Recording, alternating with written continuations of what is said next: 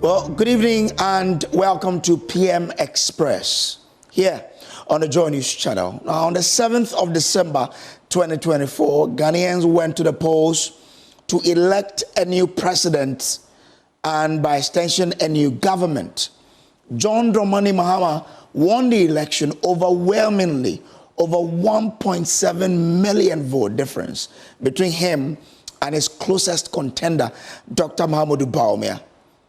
So we are currently in a transitioning period. The question is, what kind of economy is the John Mahama administration inheriting? That's what we are here to do tonight. We are here to look at the sort of economy that the Nana Addo Dankwa Akufo-Addo government will be handing over to the John Dramani Mahama government on the 7th of January 2025. Now, you know that we are on a 3-year program with the IMF. And recently, after a review of the IMF program, the IMF described Ghana's economy or economic recovery as fragile, which means that despite the gains we are making, we are still not out of the woods yet. So any little thing, that goes against the program agreed policies, we will crumble again. Now, it says the gains achieved so far under the program are fragile and there is little room for complacency. So the government that is going to take over from the current government, they can't be complacent because the IMF says, looking at our data, there's no room for complacency. So there's much work to be done. Now, what is Ghana's current economic indicators? We talk of the current monetary policy, the inflation rate, the unemployment rate, and the exchange rate. What do they tell us, or what story do they tell about the economy of Ghana? Now, if you look at the current monetary policy rate, it is 27%. This is what the banks are borrowing from the Bank of Ghana. What does it mean? It means that you and I could be borrowing at a rate of not less than 32%. That tells its own story, that we borrow at a higher rate. And that's how come people say businesses struggle, because you're borrowing at a higher rate and therefore there's little room for you to really turn around, and therefore you need to make sure your A game is up. What is our current inflation rate? It's 23%. Back in December 2016, it was 15.04. Here we are, it's 23%. So quite a gap there between what we had in 2016 and what we have now. Unemployment rate as of quarter 3 of 2024, it was at 14.7, and these are these are sourced to the Bank of Ghana and the Ghana Statistical Service. That's where we're getting these data from. What is the current exchange rate? It's 14.7, but that is the interbank rate. So someone will say, well, when you go to the market, you may get it far higher than that. But the John Dramani Mahama, campaign promised to do certain things. Some of them include the scrapping of some taxes and levies. COVID levy, they promised to scrap it. Betting winnings levy, they promised to scrap it. E-levy, they promised to scrap it, as well as the emissions levy. When you scrap all of this, you are taking away or out of the revenue basket some monies. How much exactly will we be losing if John Dramani Mahama goes ahead to implement his promises? COVID levy will be losing 13.91 billion cedis. E-levy will be losing some 8.27 billion cedis. Betting tax will be losing some 5.1 billion cedis. If you add all of this together, that's more than 25 billion cedis that will be losing. But I've heard people say that, look, we can still make do with these ones going off the books. Ghana can still run. But remember, Ghana's debt stock as of now stands at 761.2 billion cedis. So if you are talking about the economy that is being handed over to the next government, then you talk about the debt, which is around more than 760 billion Ghana cedis. So what is that debt to GDP ratio? It's 75.7%, according to the Ministry of Finance own data. So this is a debt to GDP ratio as we speak. But still, you ask the question, what sort of economy is the Nana Addo Dankwa Akufo-Addo government handing over to the John Mahama government? Our panel will do justice to that. Now, if you look at 2025, the indicative interest payment that Ghana has to make in 2025 is around 66 billion cedis. Same according to the Ministry of Finance data. 66 billion cedis is what we're looking at to pay in terms of, interest in 2025. Well, let's look at the GDP growth rate from 2017 to 2024. In 2017, we recorded some 8.1% rate of growth in that year. It dropped to 6.2% in 2018. Then it jumped to 6.5% in 2019. You remember that COVID came hard and it bit the country very, very hard. So in 2020, we recorded 0.5% growth rate.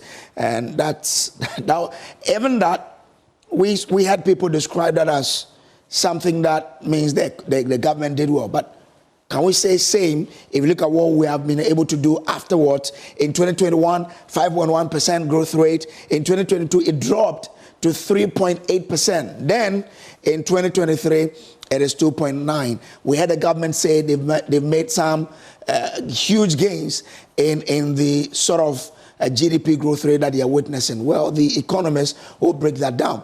But what is our international reserve? Our gross international reserve stands at $7.7 billion, and that translates into 3.5 months of import cover. So if we want to go and bring in goods, how many months can this money last us? That's 3.5%, 3.5 months. That's what we have. But our panel members will be helping us understand, with all of this data, what picture does it really tell? What story does it really tell?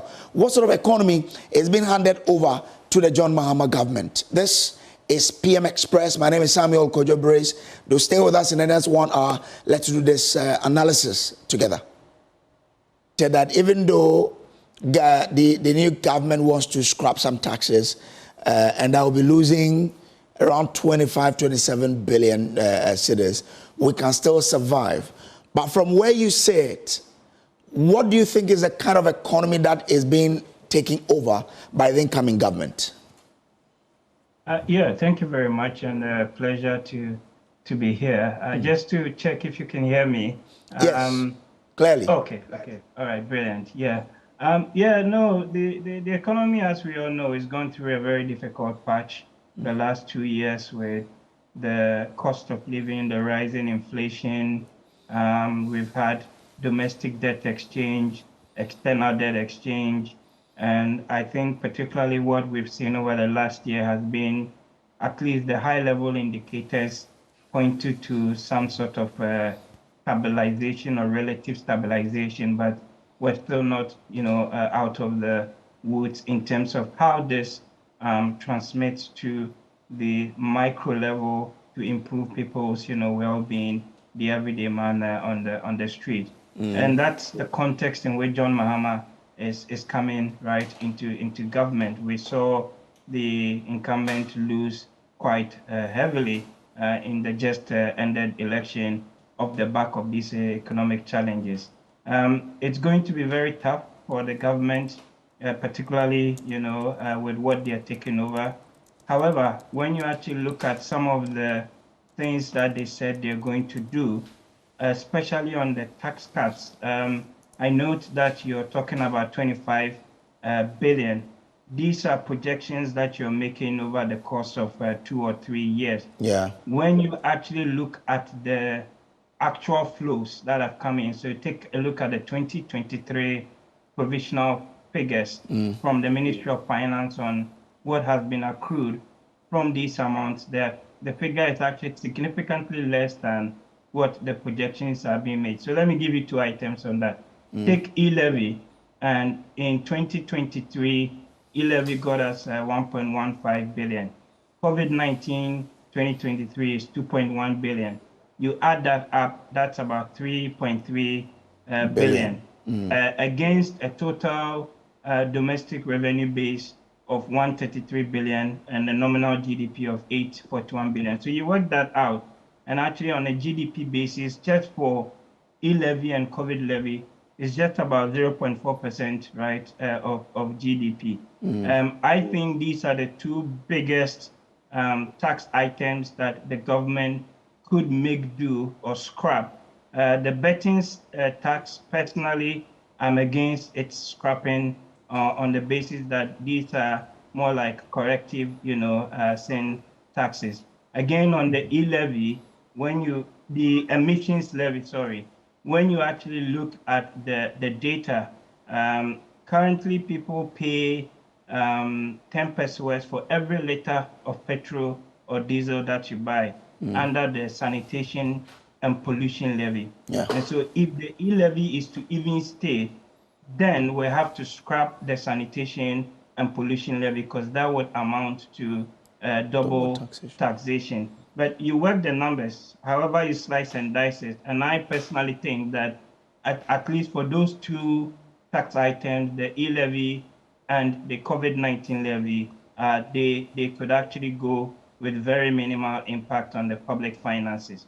This would also, of course, have to be balanced by what we see on the government side in terms of the expenditure and the efficiency overall on how government performs. So, for example, the size of government, the appointees, the issues of contract and procurement and the savings that could be made on that side, all of that would go a long way in terms of mitigating some of the losses that we could make from these taxes that would be scrapped. In any case, you take, for example, the exemptions that we've been given for several years now, and you work the numbers out, and you see that what we are giving away through these tax cuts to citizens who have suffered, by the way, it pales in comparison to what we've been giving away in many of these exemptions to multinational enterprises, sometimes under dubious circumstances. Quite interesting there. Now, the president says that the economy expanded by 7.2% in Q3 of this year.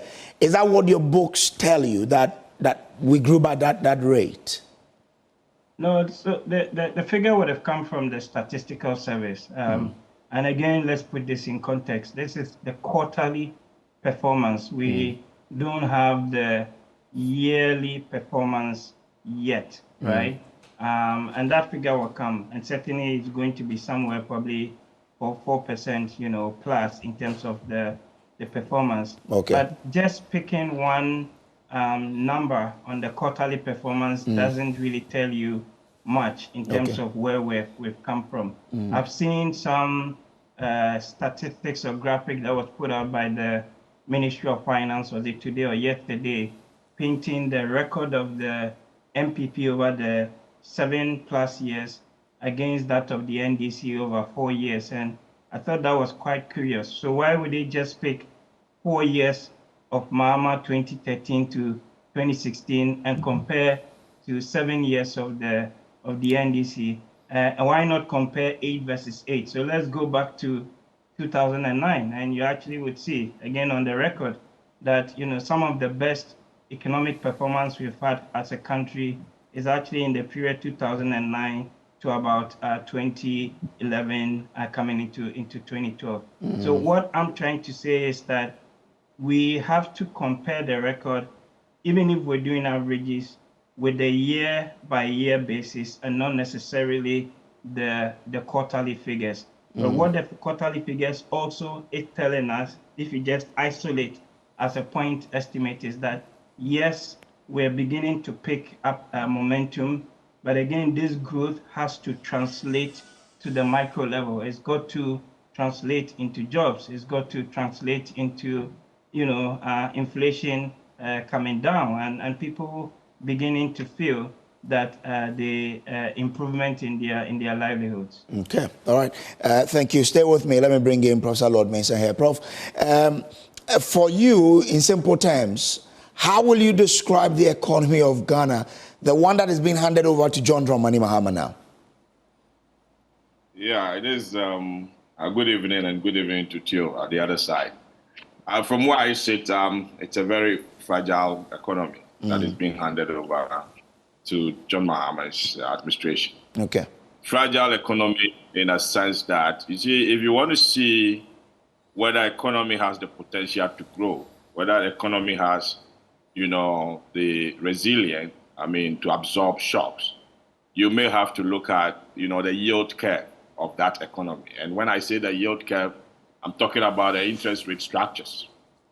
We have an economy where, the short-term side of the interest rate structures are so high compared to long-term. We did debt restructuring, and since then, we've not seen any improvement in the bond market. No investor, apart from the institutional investors who are mandated to put their money on the bond market, no investor is ready to, put his money on that market. And government has not put in any effort to attract, investors into, this bond market. And the reason why it is very, very important to look at this is that is where you can raise long-term funds. Now, turning around, treasury bills and then swelling up, the interest rate structures on the treasury bill market cannot grow this economy, and it cannot grow the economy in the long term. You can't use treasury bill money to build roads. You can't use treasury bill money to get, infrastructure in place, because the investor is looking for his money maximum within 1 year. Yeah. So from where I sit, if I look at the term structures, if I look at the yield curve, I would say that this is an economy that we've seen growth, intra-year growth. You've been talking about the 7.2% and all. Look, this economy has grown to 8% before. But the question we need to ask is, how does this transcend into the ordinary man's, pocket or ordinary man's economy? And if you look at, the inflation that we witnessed, somewhere around 54%, the momentum that prices gathered as a result of this inflation, that momentum is still lingering on the market. So from where I sit, it is, an economy that we are seeing some growth, but it's not a sustainable growth, because all the avenues of financing, even a 1% deficit in this economy, has been shrunk to the treasury bill market. Let me put it that way, short term, basically. If government should read a budget and say, I'm doing, 1%, where would the money come from to finance this deficit 1%? Definitely it's going to be the treasury bill market. And we've witnessed the crowding out effect of this, treasury bill concentration on our market. The private man is not having access to funds. As a result of that, there's no expansion when it comes to business. So more people are not getting employed by the, private sector. The economic activity which we see driving this, our GDP growth, is mainly government, financing and government activities. And like I always say, I see an economy that growth has been hijacked by government activities only. We don't see the private man's activity building up into the growth that we are seeing. So effectively, it's a fragile economy. And what I'm looking forward to, is that at least the next government will reorient the kind of, drivers of the growth that we see. Because if you take the growth from the expenditure perspective, you will come to realize that it's only government spending that is driving the growth, not business spending, not individual spending, household spending. So effectively, I'm looking at, a government that is coming. Of course, the signal that has been given on the grounds, especially when you look at, the promises like lean government, and then also one way or the other scrapping some few taxes that more or less were building up into, tax fatigue, hindering production as well, together with, cost of funds. So from where I sit, I'm looking at a new administration that is coming that will more or less, look at reorienting, the kind of growth that we see, that we've been witnessing positive growth, but the growth that's not, transcend into, our pockets. So you say that growth is mainly, spearheaded by government. What should government do to ensure that private sector is also contributing to this growth, where would have a lot of jobs being created? Of course, we should understand the interest rate market, clearly. If government is always on the market borrowing, the banks are making profit as we speak now. The banks are more, in terms of asset growth, they have grown their assets. But the question we need to ask ourselves is, what is driving this growth?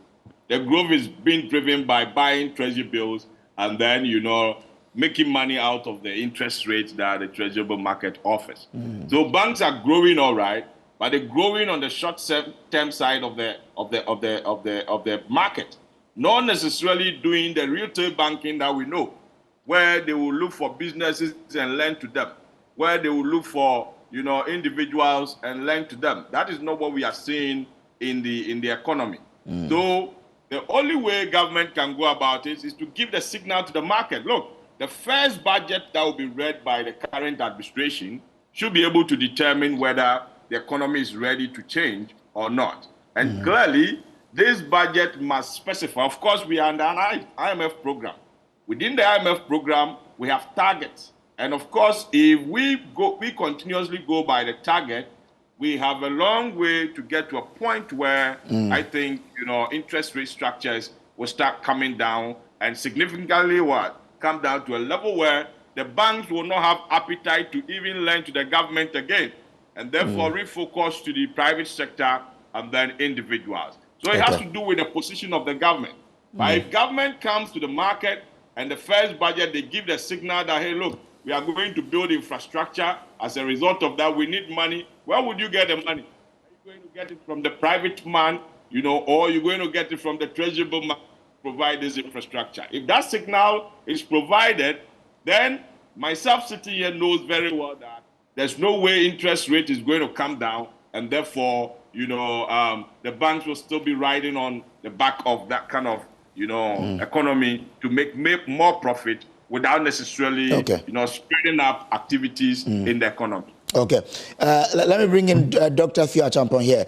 Doc, are we in a position where we could go back to assess the Eurobond market, or we can only make do with a treasury bill? It's not going to happen. Where you look at the market indicators and you look at what Prof has been talking about, where we're not in a position to go back to the Eurobond markets anytime soon. I still think it's probably going to be sometime 26 or even 27, possibly. But then the issue really is, for me, not even the borrowings per se. We've had these discussions, many a time. What are you borrowing to use the money for, right? You go back to some of the past borrowings, and often part of the money is used to repay some of the old debts that are maturing. Some of it goes into the budget. The bit that goes into the budget, you don't see the head or the tail, right, of it. Issues of the efficiency of spending and issues of corruption and all of that. And it goes very much to the point that Prof. Mensah was making earlier, right? If at the end of the day, you've got government more or less as the biggest spender in the economy, and you're still not seeing that translate, right, into ordinary livelihoods, then it does point to you that you've got serious problems with efficiency. And ultimately, they are forced to come back and borrow more, whether it is through the treasury bills or whether they're going to the foreign capital markets to borrow. At the moment, that foreign market option is possibly closed, I think even for 2025. So it means that if they're still having to more or less borrow from the short end of the market, the T-bills and the other sort of instrument, if government can cut back or scale back on some of the spending, then there's less demand, right, for that, and it could then mean that you have a bit more liquidity or money available to also lend to the private sector. The biggest challenge that we have for private sector, for businesses within this government, spending equation that we're discussing is the fact that there's no liquidity. You're going to borrow, and it's what, 28, 30% plus, and nobody can compete on that basis. On top of all the extra taxes that you're having to pay, the high electricity tariffs that you have to pay, the labor issues, GRA coming to chase you left, right, center for all sort of things. So fundamentally, it has to be at a systems level. How do you engineer the growth that would allow your private sector and households, right, to participate?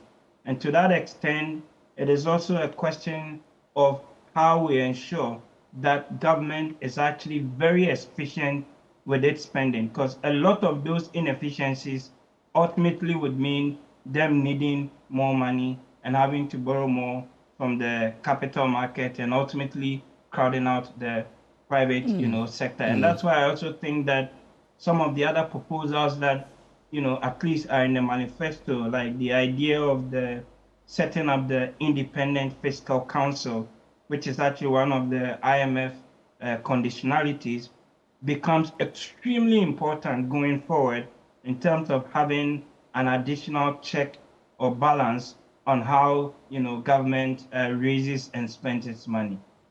How urgent should that be done? If you think it is very critical to government raising revenue and spending, how early should that be done? No, ASAP. Luckily, I think we're going to have the what did the incoming president says there, a national economic dialogues, kind of like a Senchi 2.0, right? Yeah.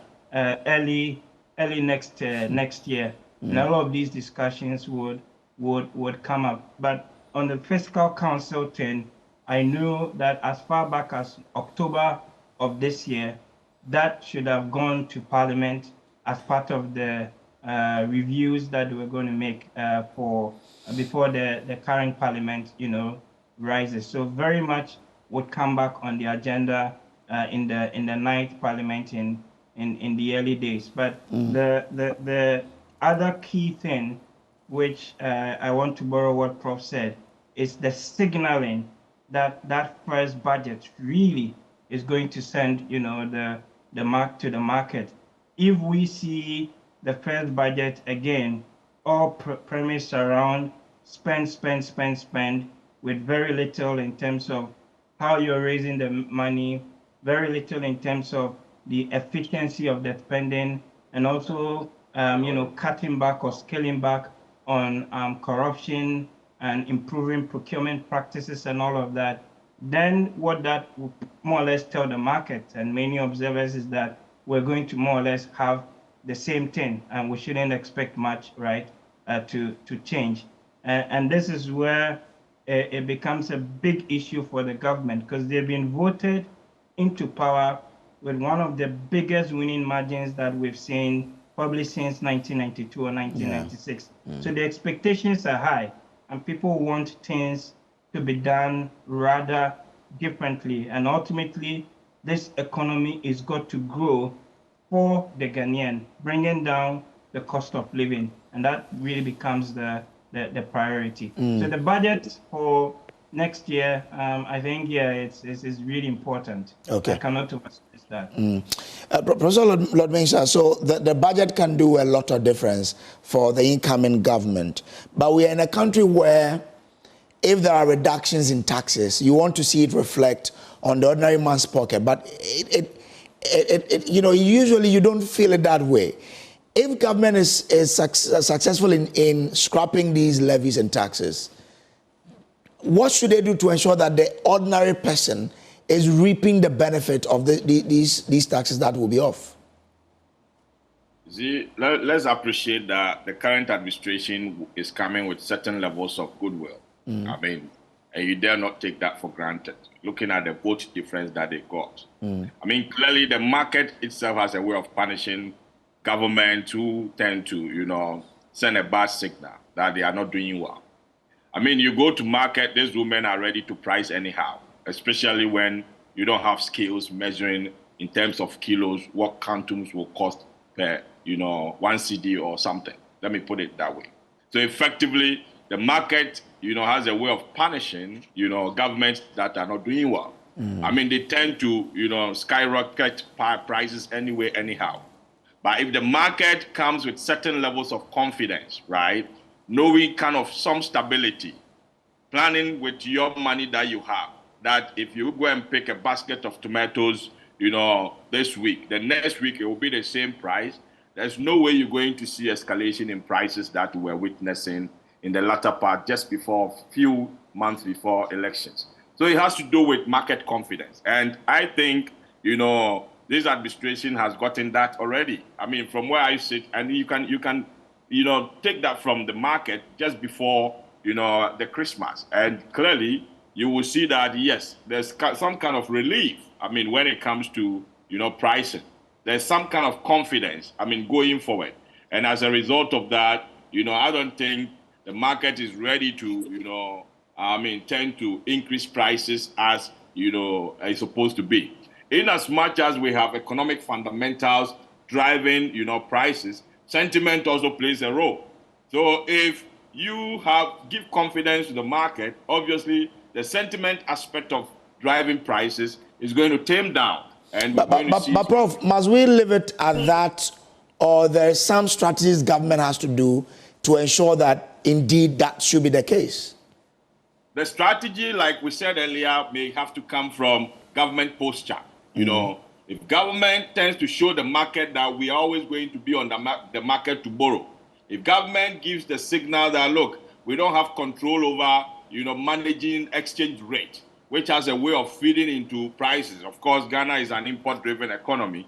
And obviously, the typical importer does not know how the exchange rate is going to behave in the next 1 month.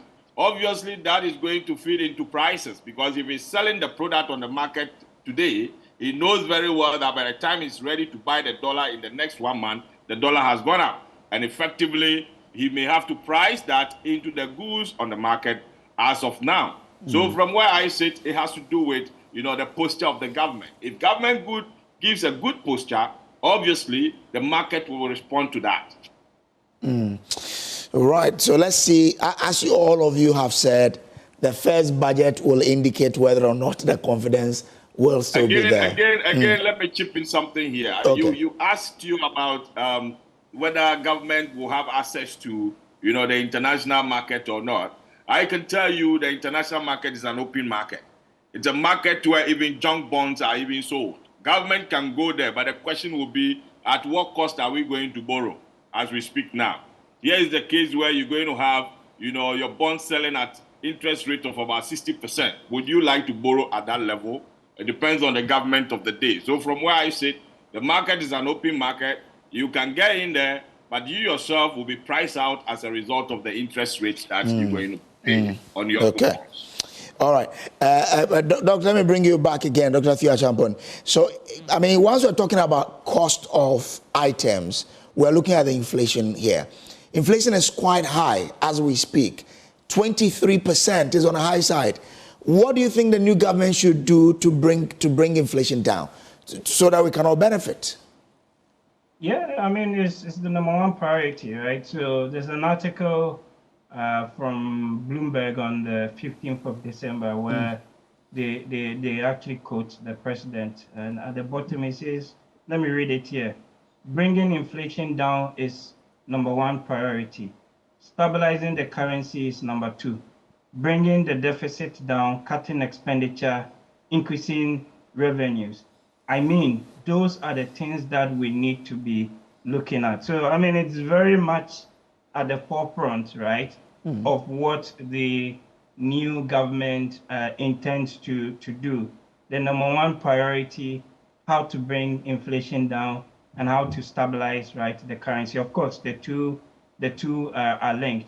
but specifically on the issue of inflation also goes back to the monetary side of the equation. So Bank of Ghana's mandate and the whole inflation targeting regime. Many of us have had serious questions about how, that has been used or practiced at the expense of the real sector of the economy. And then, related to that, if you can stabilize the currency and even bring it a little bit down, we're not going to see eight cedis to a dollar or 10 cedis to a dollar anytime soon. But for many businesses, it's just the certainty to plan, and the certainty meaning that you're not expecting some wild swings in the currency such that you cannot plan. And this, of course, is also tied down to really your expenditure and revenue plans, and that ultimately translating into the deficit and the public debt. And these are things that is at the forefront of what the government sort of intends to do, some of the specifics in the manifesto. I think what we also need to take into account is how they're going to do all of this, again, in the context of the IMF program and some of the structural reforms that, we need to meet. So here specifically, for example, the public financial management, that some aspects of the law would have to be reviewed. Number two, the energy sector in the country is currently a big mess. We're talking of debts in excess of $2 billion. We've had ESLA, we've had laws, all sorts of things going back 2019 and the years before, attempting to fix this very problem, and which are still not being, addressed. Number three, what you do with your state-owned enterprises. How do you ensure that they are competitive? How do you ensure that they are efficient, right? What do you do to ensure that you've got sort of an export-led, economy in that sense, and broader issues of debt management in all of that. So you begin to actually see that it's not just a question for me of stabilizing the currency or reducing inflation. That is good. But fundamentally, the hard nitty-gritty things that need to be done on your PFM, the energy sector, and all the places that we're losing a lot of money from the SOEs, that would also have to be a core part of the reforms that would have to be done going forward. And I think that is where a lot of the emphasis of the IMF is actually going to be on, if we have to renegotiate aspects of the program. So which aspect of the PFM specifically do you think must be touched? Yeah, so for example, I mean, there's been a lot of work done and issues raised around, like I said, expenditure efficiency. And then also, even from a tax policy point of view, you look at the architecture of taxes that we collect in the country, from personnel taxes to VAT to property taxes, and there are quite a number of inefficiencies in many of these. Some reform attempts have been made through the digitalization initiatives, but again, this can be deepened to improve, tax efficiency and improve the overall, collection that we make. But I have always argued that our biggest problem we have is really more, for me, on the efficiency of expenditure. We're just too wasteful, and we would have to do something about that. The efficiency of expenditure by government. Well, this is the PM Express. We're looking at the transition. What economy will John Mahama inherit? And I have Dr. Theo Achampong. He's an economist and political risk analyst. Professor Lord Mensah is Professor of Financial Economics at the University of Ghana Business School. We'll take a break here. When we come back, we'll continue. Welcome back to PM Express. We're looking at the transition the sort of economy that the John Mahama government will be inheriting. I have with me via Zoom Dr. Theo Acheampong and Professor Lord Mensah. Prof, let me come to you because I ended with Theo Acheampong there. And Theo and yourself, you're talking about, expenditure and how government can be rational in its expenditure. But we're in a country where we've not had government, being quite disciplined with expenditure. How do we ensure that this happens with a new government? You see, you're talking about having an administration where, government is not being rational. And it reflects in the IMF program that we negotiated for. Clearly, the IMF program overemphasized on, revenue generation. And you could see the government have been pushing for, revenue generation without looking at, the expenditure rationalization. You see, I'm a science person. My foundation is purely science. And building up into humanities, I look at things from the mechanical perspective. When you take a typical country's budget, right, you have to look at it as a system. A system where you inject into it and then you expect an output from that, system. You're looking at your expenditure being the injection, which is the input, and then talking about possible revenue that you will get immediately or in the future will be the output. So effectively, you're talking about input output to measure efficiency. And so clearly, I'm looking at a situation where government will come in and then line up all the essentials. There was a map that was going around social media that has placed, various importations that we've been doing in the country over the past, years. And clearly, you look at things like tomatoes, you look at things like, toilet roll, you look at things like, chicken and poultry and all those. And I asked myself, can't we produce at least 80% of these, items here? We have to look at, ranking all our import bill. And that import bill should determine how government spends. You get, Ghana Statistical Service throwing out numbers. How does these numbers influence government spending? Effectively, if the Statistical Service reads budget and it tells you that, look, food inflation is what is driving, our inflation numbers. It gives you the signal that as a government, when you are coming to read budget, you have to prioritize your spending into food that you can produce in your economy. Food that, you can produce and ensure that through the production, you create jobs and then also put food on the table for Ghanaians. So effectively, it has to give you the signal, that look, you are going to put something into the economy and the monies that you are going to spend, it shouldn't be spending anyhow. It shouldn't be spending for votes. Let me put it that way. So for instance, you can decide to go and put, a road somewhere that the number of cars that plies that road is just about 2 or 3 without any commercial outcome. But you put a road there. So in some cases, you even add, street light on it. So effectively, it tells you that you wasted money. You are not spending to generate an outcome, which is possible revenue that you can recoup from the road expenditure. So from where I said, this expenditure efficiency that we are talking about, we have to mechanize it.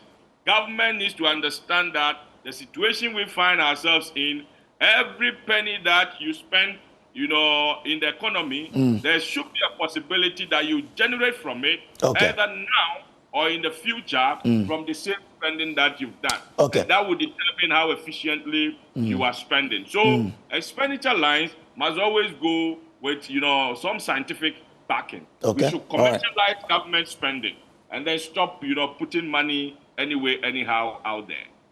Grateful. In the next 30 seconds, Dr. Theo Acheampong, which aspect of the IMF agreement would you want government to renegotiate? In 30 seconds, if you can do this for me. Well, it's difficult to go through all of it, but I think really it's the conditionalities and the targets. In any case, the way I see it, the program would probably end up being extended by a couple of months, and then also possibly in return for the sort of revised conditionalities, the government could leverage that to act for a little bit, more money to meet some of the commitments that they're making. But we cannot rely on the IMF forever. And that comes back to what Prof has been saying, that you cannot live like an Arabian king. We are not in Arabia. We don't have all the money. So you have to be wise in terms of how you spend. I'm grateful to you, gentlemen. I'd love to really stay with you all throughout, but time has run out on us. I'm grateful to you, Dr. Theo Acheampong, economist and political risk analyst, Professor Lord Mensah, Professor of Financial Economics, University of Ghana Business School. I'm so grateful to you. Thanks to you at home who did the viewing. We'll meet again, God willing, tomorrow. My name is Samuel Kojo Brace. Thanks for staying.